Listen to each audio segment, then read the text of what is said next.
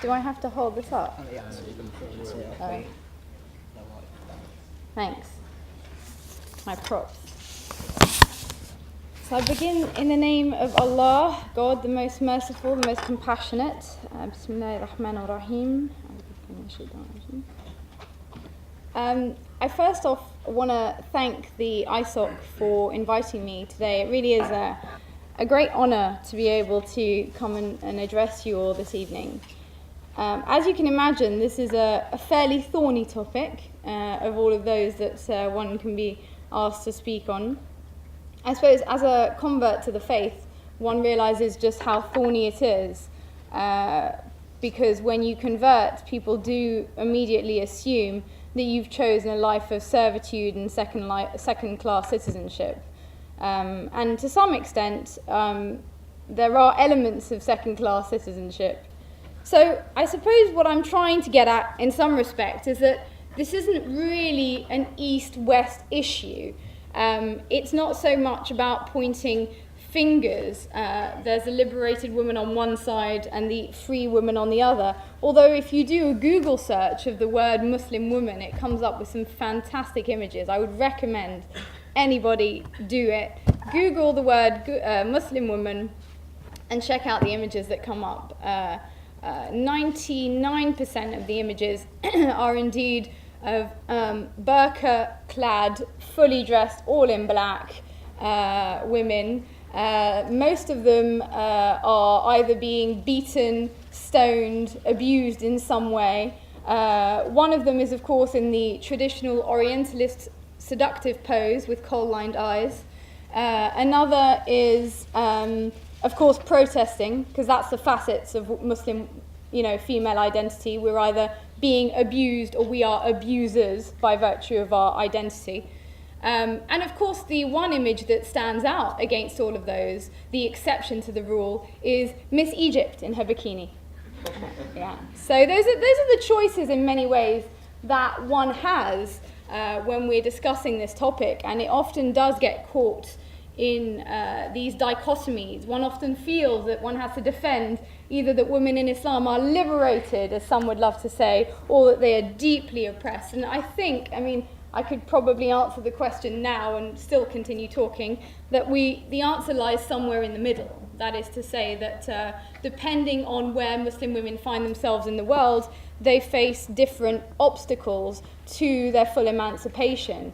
The question then poses itself of whether it is in fact Islam which poses the barriers to that full emancipation, that full flourishing, or if there are other things at play there. I always like to point out a little pet hate of mine in the title, Women in Islam, that I don't regularly hear talks entitled Men in Islam. Anyone heard of men? No, didn't think so. And so what that somewhat suggests to me is that Islam, the male paradigm, contains with it women in Islam. And I think that in itself is a disservice to the way that women are conceived of from the Islamic perspective. It's not women in Islam. We can talk about gender relations in Islam if you like. We can talk about the rights of men and women in Islam. But I think the idea of women in Islam, when we don't often hear the talk of men in Islam, somehow suggests that the dominant paradigm is male-dominated. And that is effectively true. I also like to point out, and of course this is me stealing from Sheikh Suhaib Webb, so if anyone's seen this, still laugh, please. Sheikh Suhaib Webb, when he gives this talk, loves to, throughout the question, so what is the role of a Muslim woman, into the audience? And inevitably a hand goes up, to be a mother.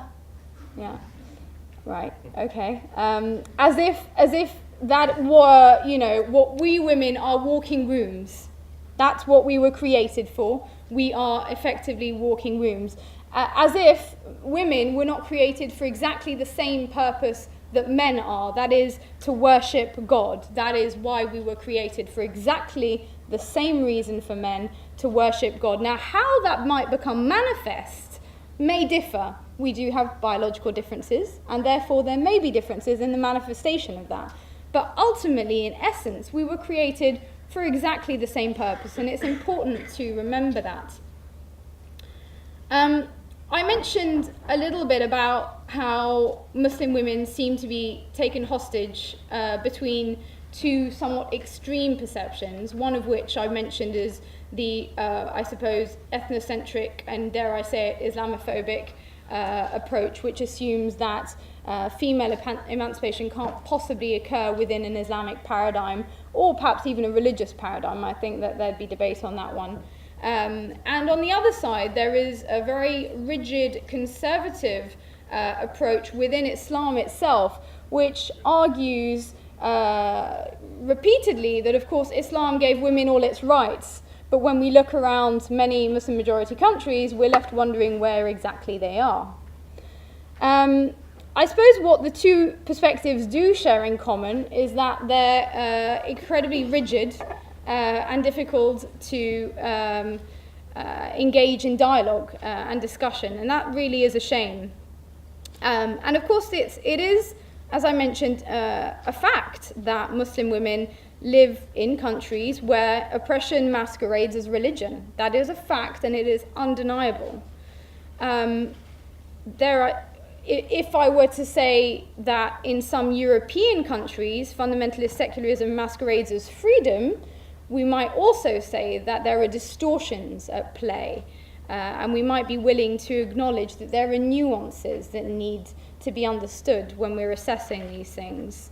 So the real issue, I think, for Muslim majority countries, and I'll deal with them first and then hopefully come to the European context, is that for the most part, many of the Muslim majority countries are trying to deal with a post-colonial heritage. And in that context, in this post-colonial context, women have become the barometer of cultural authenticity. And the main issue really with that, the main problem with that, is that that cultural authenticity has begun to be measured, or has been measured, by the extent to which the culture has remained unchanged since prior to the colonial era. So in many ways, when we look at the issue of women's rights or women in Muslim majority countries, we can't really distinguish that from the broader social and political developments which have occurred in those countries and which necessarily have an impact on people's ability to theorize about all concepts, and specifically the concept of women's rights, because of the influence that colonialism has had on people's mindsets. One of the, I think, very interesting things about any culture, any outlook which is under attack or is feeling under attack, is that it is unable to evolve. Anyone or anything which is under attack recoils into a posture of protectiveness and preservation, in which the objective is to ensure that one is protected from outside influence. And when one is in that particular state of self-protection, there is very little evolution. That is to say that despite the fact throughout Islamic history, there have been processes of what we might call tajdeed wa islah, the process of renewal and reform of Islam, which is that we've seen throughout Islamic societies periods of decline in which the teachings of Islam have been viewed as distancing themselves from the fundamentals of the faith. And during those periods, there have been movements from within society calling for a return to those original values in order to ensure that Islam is properly understood, properly implemented, and properly in sync with the values, the times, the culture. Now, of course, the problem that when you are trying to reassess the fundamentals is that in order to be open to all possible options in terms of one's theorizing, one needs to not be on the defensive. Because when you're on the defensive, you often end up defining yourself in a negative.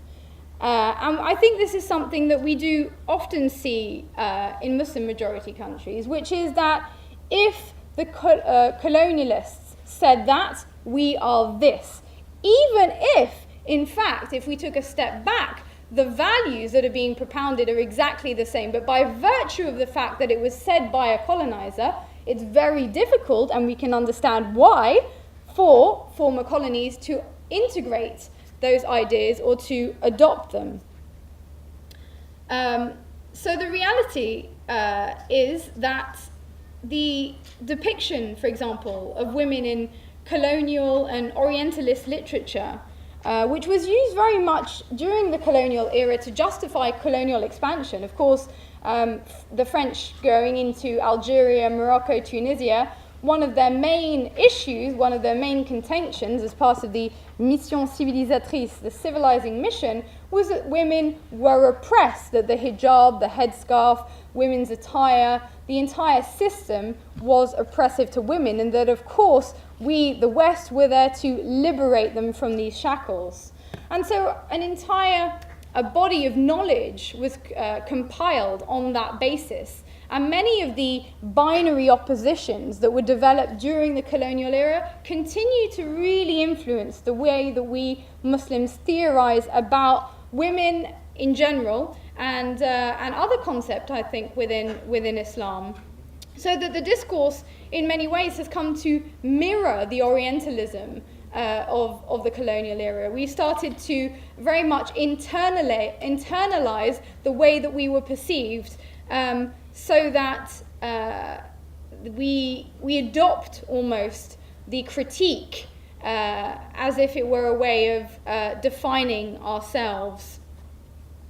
Now, of course, the issue is that when we want to theorize about anything, including the issue of women in Islam, we don't really want to be caught in binary oppositions, and we ideally wouldn't want to be defining ourselves in opposition to anything. Really, we want to be open on all possible options, and we need to look at where Islam can lead us. That is, I suppose, the critical mode of inquiry that one would hope to see. So despite the fact that Islam gave women the right to vote, to inherit, to education, to divorce in the 7th century, there are still many countries where cultural attitudes are hostile to these very basic rights that were given, centuries ago. And of course, the issue then for onlookers is, why is it that this prejudice is seemingly disguised under the cloak of religion? And how can it somehow be justified under that name? I've mentioned that one of the roots of this amputation of women's rights is located in colonialism. I think it's important to remember as well that as Islam expanded throughout the world, it moved into different cultures and different countries where there are already traditions, including patriarchal traditions. And some of these were integrated into the way that Islam was then understood. So, for example, the Ottoman harem was itself an emulation of the Byzantine gymnasium, or the concept of purdah in India, which existed prior to Islam. So I've talked a little bit about, in Muslim majority countries, the fact that there are, of course, huge issues to do with women's rights, to do with basic rights that they seem to have been given in the 7th century, and yet today we're struggling to see them receive. The most basic of those rights might well be the right to education. If you look at the Arab Development Report, for example, despite huge leaps, one has to say, in terms of female education in the Arab world, the illiteracy rates amongst women continue to be shocking, particularly amongst rural communities. And this is all the more shocking when we realize that the very first word to be revealed in the Quran was Iqra, read. The very first word. And it's a commandment upon all of us within Islam to acquire an education. And so how is it that we've arrived at a situation in which there is such a dissonance between the way that women live in Muslim majority countries and the teachings of the faith itself? In Europe as well, it's undeniable that there are issues to do with Muslim women. Many of them are well publicized, and I don't need to go into them that much, but the usual of honor killings, forced marriages, domestic violence.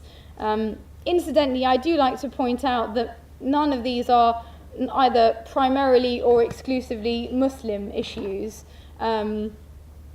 I remember a high-profile politician who I shan't name, who was interviewed by a friend of ours, a Conservative politician a few years ago, and who came along and he was being interviewed, and he decided to come in all guns a-blazing about honour killings. What is your community doing about honour killings?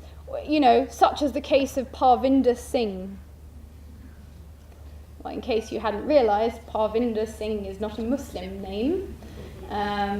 But, you know, so the point is that a lot of these issues are not specifically Muslim issues, and that isn't to say that Muslims don't have these issues like a lot of other people do as well. It's clear from statistics from women's associations, for example, that 1 in 4 women in the UK suffer from domestic violence. So I think issue of male domination, male oppression is something that we all struggle with, that we should all be involved in seeking to eliminate.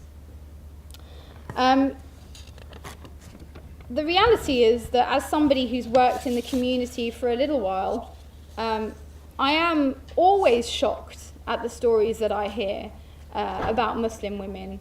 And sometimes I'm even shocked by the questions I get asked. Am I allowed to visit my mother? Am I allowed to work? It's upsetting to me that some of the very basic things that Muslim women enjoyed, certainly in the very earliest periods of history, seem to be now in question. And it's also a really sad state of affairs, I think, that we rarely see female Muslim speakers. We rarely see Muslim women coming to the fore, and this is a critique I launch at my fellow sisters. You know, that we need to be more invested. We need to make sure we don't rely so much on other people to glean our knowledge. We should ourselves be on the front line of the acquisition of knowledge, and we should certainly be injecting a good dose of female interpretive a good dose of female interpretation into the study of Islam, because of course it is sorely lacking. So what I'd like to do this evening, with that large introduction into how I was going to broach the topic, is to look at 2 things really. The first is some passages of the Quran to talk about the fundamental equality of men and women. And the other thing is to look at some examples throughout Muslim history, which I think reflect the fact that there is such a schism, such a huge and gaping hole where Muslim women's presence should be in our literature, in our contribution, in our interpretations, in our scholarship in general. So I will start off by doing the first, which was looking into the Quran. And I suppose what I'm hoping is that what I will argue is not that the Quran can support an egalitarian reading, because that would suggest that it was purely a matter of interpretation, but rather that the Quran actually advocates gender equality, with respect at the same time for differences between men and women, which may require differential treatment in some cases to fully support the different needs of the different sexes. It's interesting that, again, we've come back to definitions, but you know, even the concept of equality is one that's hugely disputed. Is equality the one-sex model or the two-sex model?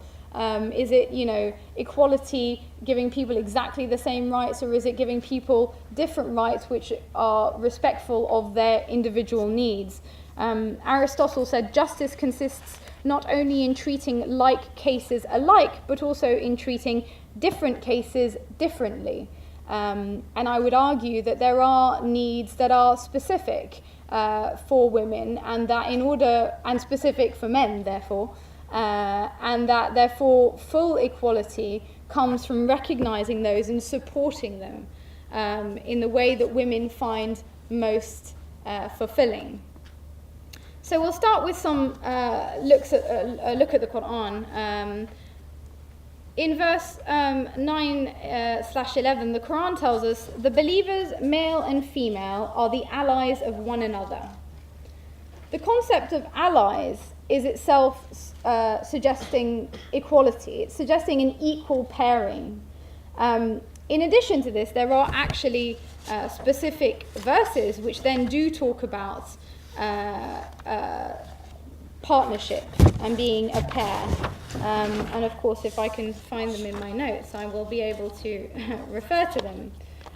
For example, in one of the verses, in verse 971, God tells us, and the believers, men and women, are protectors of one another.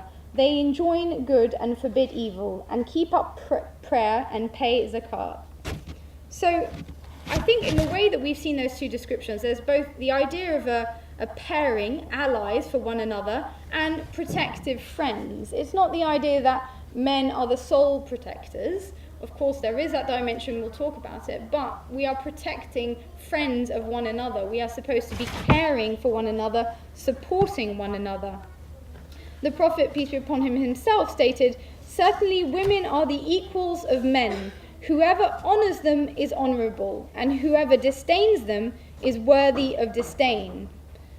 So I think, the life of the Prophet, peace be upon him, himself is very much a manifestation of the way that he himself would have hoped that women would be treated. He was a man who was very much dedicated to his family, to his wives, to his daughters, to the well-being of the community, very attentive to the needs of the women in the community if they had any questions, any queries. He was, of course, known as being somebody who was very fair, and I think this is something that comes about in a lot of his treatment. He was known as being very fair, al-Amin, before he was even given the prophetic mission. And we find really a high regard and respect, what I'd call perhaps even chivalry, in his attitude and behaviour towards women. Of course, we know that the Prophet, peace be upon him, was even known as Abu Zahra. He was known as father of Zahra, his daughter, Fatima Zahra.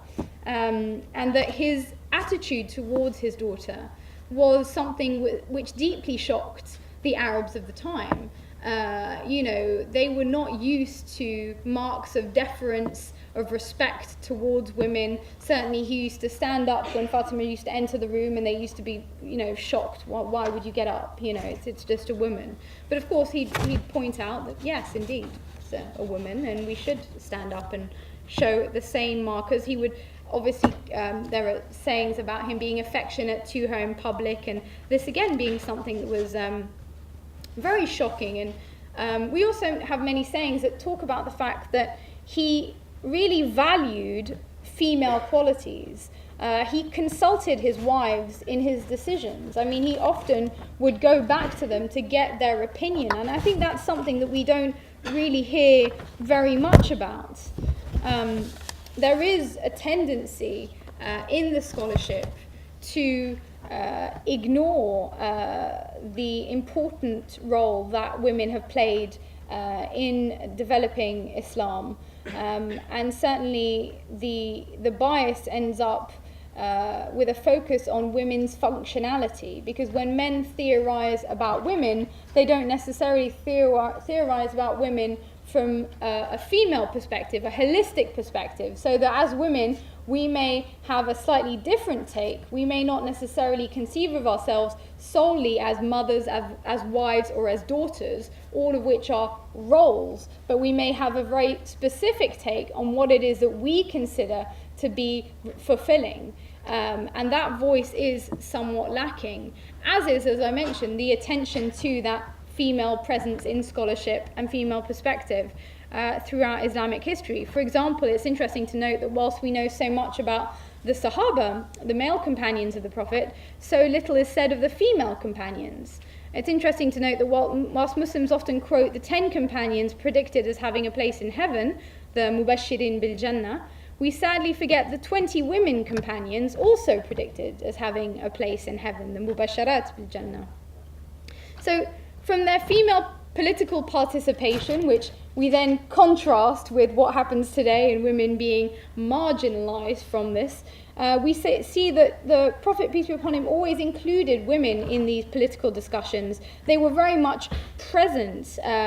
Women were invited to participate fully alongside men in decisions and discussions. And we know that some of the most widely regarded narrations of hadith came from women, and in fact I've gathered that women are overrepresented compared to men in the memorization, transmission and narration of the hadith, the sayings of the Prophet, peace be upon him.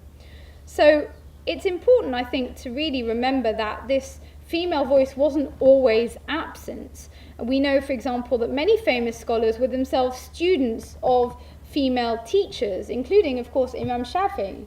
I was reading the other day that Imam Shafi'i, in fact, asked that when he died, his funeral procession would mark a pause outside the house of his former teacher, female teacher, to show how much he was indebted to her in his own knowledge. And of course, some people may know that the first university in the world, Al-Qarawiyyin University in Fez, was founded by a Muslim woman, Fatima al-Firhi. Less people know, however, that Al-Azhar University, possibly one of the most famous institutions for Islamic learning, was also founded or constructed by a Muslim woman called Al-Khanzidara. And of course, supreme irony, we find that a few centuries later, women are in fact barred from these centers of learning that they themselves helped to found. So these female voices, this female presence throughout Islamic, or certainly early Islamic history, is not absent so much as omitted. And there is therefore a real need for all of us really to extract those voices, return the balance which there was in these early sources to the contemporary era. And one of the ways that we could do that, in my view, is to look at, of course, the examples that we have of Muslim women throughout Muslim history. The example of the Prophet, peace be upon him's wife Aisha, for example, is a reminder of the role that women did play in all spheres of life. Aisha, the mother of the believers, as she's known, contributed like none other to the Islamic heritage, and her actions and life contrast so starkly with the meekness of many of the examples of women we see today. She defended, in the name of Islam, the right to education, social and political action. And I think in order for us to really return to the original position of ideal, we need to resurrect her model. We need to remember what it was exactly that what she taught. And remember that, Islam is not a male religion, despite what some men may tell you. It doesn't favor men, and it contains with it all the tools and ethics necessary for our full emancipation. But of course, if we choose to avoid educating ourselves when those tools are available to us, we are complicit in maintaining the state in which we are currently in. Most people know that Aisha, for example, may Allah be pleased with her, was a very well-respected scholar who taught scores of men and whose knowledge of Islam, as I mentioned, was second to none. Whenever any of the companions had questions, they always consulted her. And the Prophet himself, peace be upon him, said that you can obtain half of your deen from Aisha. And until her death, she gave fatwas and advised on a wide breadth of topics. Again, she would speak on issues ranging from medicine through to poetry, history and law. According to Abu Abdullah al-Hafiqi, he says, and I quote, "She had the most transmissions and the most fiqh of those who gave fatwa. She was sought out by people from the furthest lands for the knowledge of the sunnah and what is obligatory. She was wonderful in tafsir and eloquent in expression." Now, that does not sound to me like a woman chained to the kitchen sink. I could be wrong. It's important, I think, to also remember that this was not exclusive to Aisha. There were many other female companions, including Sulaym, al-Darda, Fatima bin Qais al-Adawiyya, and others who taught and received knowledge from and to men. Yes, that's right, they taught men. One of my, again, pet hates is that I typically see female speakers being asked to speak only on the issue of women in Islam, as if by virtue of being a woman, we weren't capable of expressing anything of value on any other topic. And that in itself, I think, is indicative of some of the issues that we have in the community today with regards to notions of authority and knowledge. So women were present in public meetings, in consultations, and their opinions were sought just the same as that of men. Now go and tell your local mosque that. In one very famous hadith, a woman described as a rather tall woman with a somewhat broad nose. And I quote that so that we realise that her face was clearly visible, it being described. Corrected the then Khalif, Umar bin Khattab, during a public address. And he recognised her point and publicly stated, the woman is right and the man is wrong. And I always like to joke that if the power relations were somehow subverted tomorrow, if somehow instead of patriarchy we had matriarchy, that we could imagine women making an entire deen out of this hadith, so that any time a man asked for his right, we would say, the hadith says men are wrong, women are right. And we see it the other way around fairly regularly. Another female companion that I wanted to mention with a large amount of knowledge was Amra bint Abdurrahman, who was a close friend of Aisha, may Allah be pleased with her. She gave legal opinions in Medina in the generation after the companions and was a foremost alima, or authority, or teacher, or scholar, I should say. And she's mentioned in the Muwatta by Imam Malik, which of course is a reference for all scholars, not just those of the Maliki school of thought, as a primary authority on 3 of the central issues that he refers to there. So to those who claim that women have no place in the working world, how do they reconcile this with the fact that she herself reversed the decision of a judge, who happened to be her nephew, on cutting the hand of a thief? That is to say that her opinion, her insight, her knowledge helped overturn a judicial decision. She helped overturn the court's opinion on a particular issue through her knowledge. And thus her opinions were accepted in business transactions and on issues of punishment. So in the early medieval period, unlike today in some parts of the world, there were no restrictions on women pursuing studies. And we therefore find in this period women scholars, writers, poets, doctors, teachers, a whole gamut of professions. And I'm always shocked by those who insist that the woman's place is within the home are the very same men who, when they go to a hospital and cannot find a female doctor to treat their wife, are desperately upset. Well, what did you expect? Was she going to treat her from within the home? On the subject of women's right to education, Nigerian Sheikh Uthman Danfodio stated in Irshad al-Ikhwan, and I quote, if he refuses her permission, and this is her husband, if he refuses her permission to get an education, she should go without his permission, and no blame is attached to her, nor does she incur any sin thereby. The ruler should compel the husband to have his wife educated, just as he should compel him to give her adequate maintenance. Indeed, knowledge is superior to maintenance. Because, of course, I mentioned earlier on that from the Islamic perspective, the notion of oppression is linked to one's ability to fulfill oneself spiritually. Without knowledge, one cannot achieve spiritual fulfillment, and therefore depriving women from education, from fulfilling their need for knowledge, just like anybody else's need for knowledge, we are indeed oppressing them from a spiritual perspective. In the same book, the same scholar said, and I do like this quote, and I quote, "O Muslim women, do not listen to those who are themselves misguided and who misguide others, who seek to deceive you by asking you to obey your husbands without asking you first to obey Allah and His Messenger. They say that a woman's felicity lies in her obedience to her husband. They say so only to fulfill their own selfish ends and to fulfill their wishes through you. They compel you to do things which neither Allah nor His Messenger has originally imposed on you, like cooking, washing clothes, and similar things which are among their numerous wishes, whilst they do not in the least demand of you to perform the real duties imposed on you by Allah and His Messenger." End of quote. And that quote always reminds me of a story that a friend of mine who'd been in a lecture by the mashallah, amazing scholar, Sheikh Akram Nadwi from Oxford.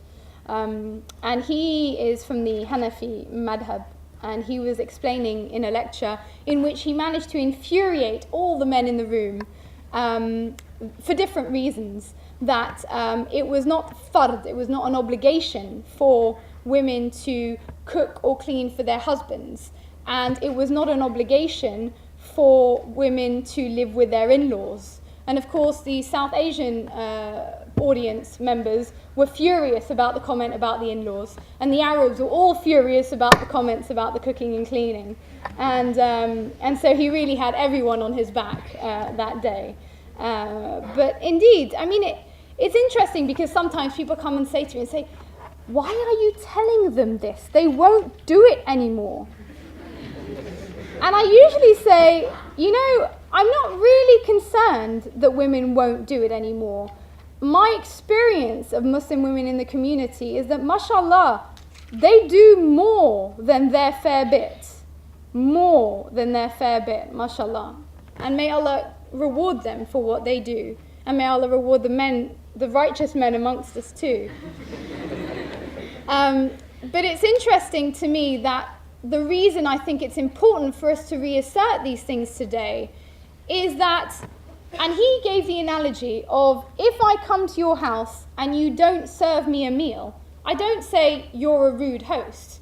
But if you do serve me a meal, I say alhamdulillah, all praise to Allah, you're a fantastic host. Thank you so much. And that's the distinction really that he was trying to make. He was saying, it's not wajib, it is not fard for your wife to do these things. So when she does them, be grateful. Make sure you are thankful for the things that she does for you. Because really, women do a lot of things without the recognition that they deserve. And of course, on the other hand, I'm always fascinated to encounter these young men, and usually young, but they do vary in age, who are not particularly inclined to religion, but as soon as they get married, they're incredibly literalist about what their wife should do. Not that inclined to be literalist about what they ought to do, but certainly what their wife ought to do. They know exactly what she should be doing and what she shouldn't be doing. It's very interesting that they're so knowledgeable on these issues, really. And I think that's partly where really the problem comes in, that we need to re-establish the balance so that there is a recognition for really a lot of the amazing work that so many Muslim women really do. And that's, again, as I said, part of the balance and the justice which exists in Islam. I have no idea how long I've been rambling on for, so... 45 minutes. Right, so you wanted me to... Yani. Okay. I suppose I'll talk a little bit about, just before I wrap up and take the Q&A, because I do like to do an extended Q&A on this topic for one reason in particular, and that is that there are a number of issues which usually characterize this topic. The so-called controversial or somewhat caricatured issues that are, or criticisms that are aimed at the topic of women in Islam. But I think it's very important for Muslims to not allow themselves to be defined by the discourse about them. By which I mean, just because everybody else is telling you this is what you should talk about, that doesn't necessarily mean that that's what our focus as a community should be. That is to say, people may well be obsessed by, headscarves and polygamy, and they are. But as Muslims, we put ourselves in a very weak position when we define ourselves in opposition. That is to say, if you come forward and every time you interact with people, you begin by saying, oh, I'm not this, I'm not that. No, we don't do this. Rather than saying, actually, as Muslims, we believe in this. We are that, and we have something to contribute. We don't need to be on the defensive. Muslims have a lot to offer on the discourse on any issue, including female emancipation. And note, I didn't say Muslim female emancipation, female emancipation. And one of the reasons I said female rather than Muslim female is that we have in the different models of the wives of the Prophet, peace be upon him, different examples of what female emancipation can really look like.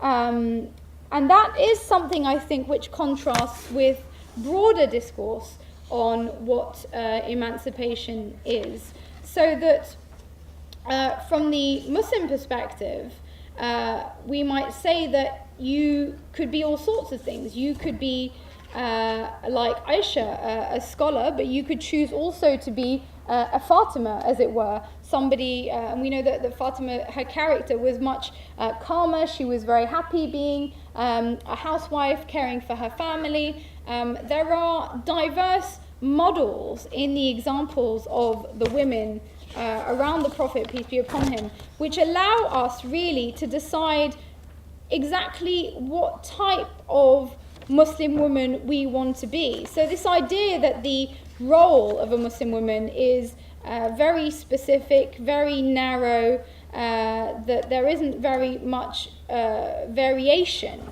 is actually not, or contrasts, I should say, with the reality of Muslim women around the Prophet, who did represent all sorts of different characteristics. Obviously, we had Khadija, the businesswoman. I mentioned Aisha, the scholar, who was, of course, very fiery and led an army. To Salama, who was a model of calm and reasoned intelligence. His daughter Fatima, who, as I said, was content with looking after the home. And of course, we have there different models of femininity. You don't have to be Jordan to be recognized. You can be, you're looking at me like you don't know who Jordan is. You do. You all know who Jordan is. You don't? Anybody here will let you know.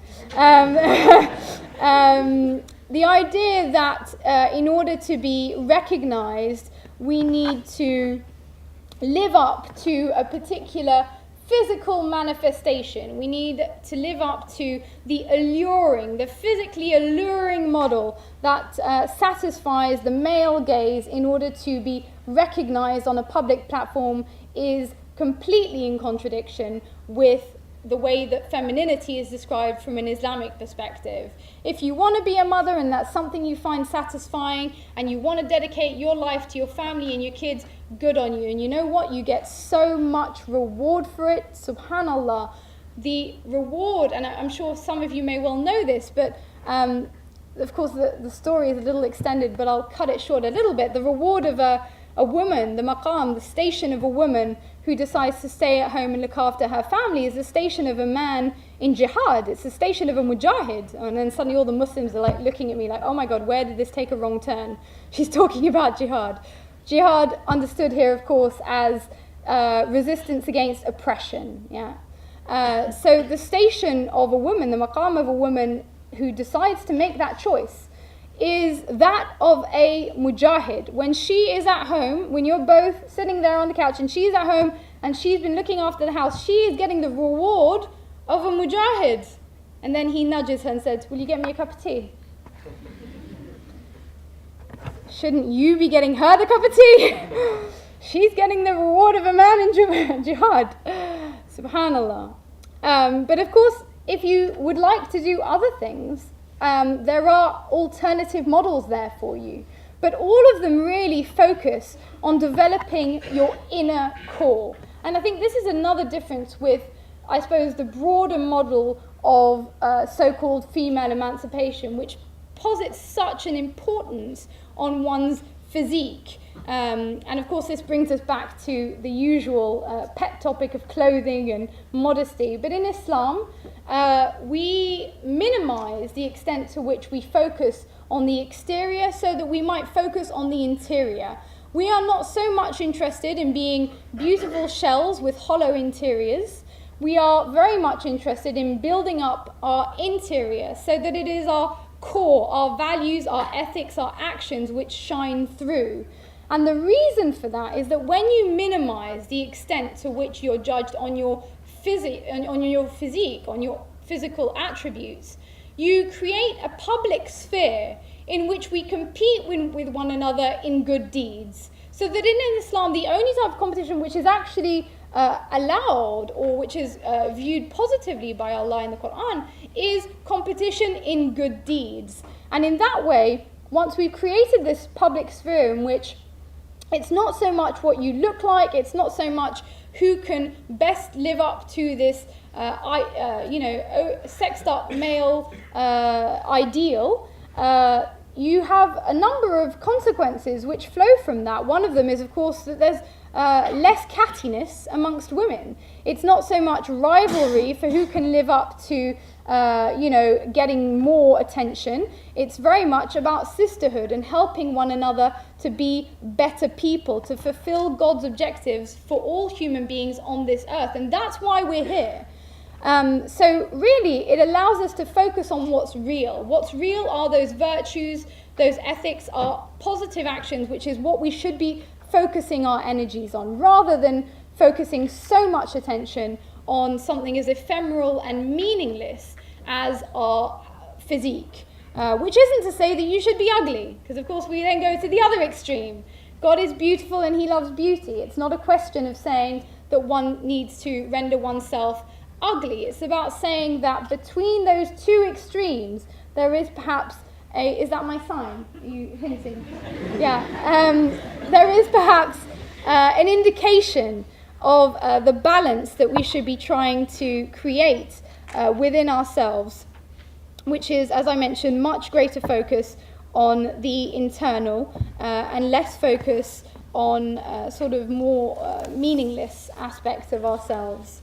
So I perhaps will end on one last point that I wanted to make, which was that I talked about men and women being allies and partners, and I think it's important to remember that there's another verse of the Quran which refers to men and women and says the following: "They are a garment for you, and you are a garment to them."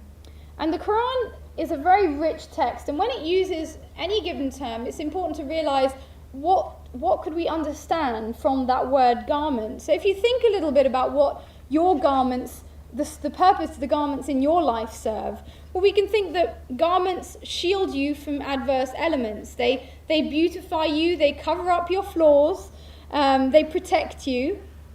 And so we come back to the idea that men and women are protective partners. We are not in this competitive, conflictual relationship which can define gender relations in broader society. We are there to cooperate with one another in order to further good on this earth, and that's the objective. And one last thing, if I might end on this, is I want to quote another verse which is beautiful and I think needs to be remembered more often, which is that, and I quote from the Quran, "Among his signs is the fact that he has created spouses for you from among yourselves, so that you may dwell in tranquility with them. And he has planted love and mercy between you. In that are signs for people who reflect." And the reason I wanted to kind of maybe end on that is that for all of those people who think that marriage is an opportunity to impose your will on another human being by virtue of the rights that you believe have been divinely bestowed upon you, how do you reconcile that with the fact that God is telling you that he has created spouses for you so that you may dwell in tranquility with them? How can you reconcile abusing anyone when it says clearly that he's planted love and mercy between you, so that the two values which are supposed to characterize the way that we deal with one another in our marriage are love and mercy? And I'm going to end on that note, inshallah, and just say that I know that, the issue of women's rights is often conceived of as an issue for women. Actually, it's an issue of justice. Gender justice is part of a broader struggle for justice in Islam, and the responsibility to ensure that justice is achieved is incumbent upon all of us. This is not a woman's struggle, this is all of our struggle. And inshallah, I hope that everyone will come together, inshallah, to further the rights of our women and ensure that there's balance returned to our community. Thank you so much for your time.